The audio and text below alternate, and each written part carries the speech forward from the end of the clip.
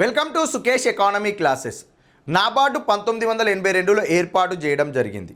మరి నాబార్డుని ఎందుకు ఏర్పాటు చేశారు అంటే భారతదేశంలోని గ్రామీణ ప్రాంతాలలో వ్యవసాయ అభివృద్ధి మరియు గ్రామీణాభివృద్ధి ఈ రెండు కూడా ఒకే సంస్థ ఆధ్వర్యంలో జరిగితే బాగుంటుంది అని చెప్పి బి శివరామన్ కమిటీ సూచన మేరకు 1982లో నాబార్డుని ఏర్పాటు చేయడం జరిగింది.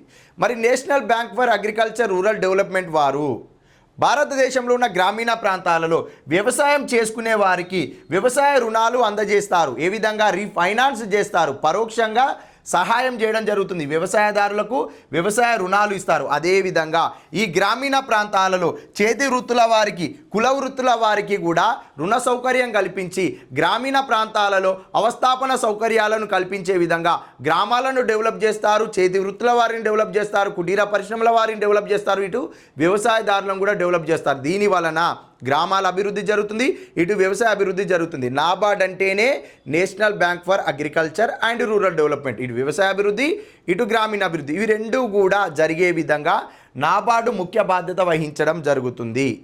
Thank you.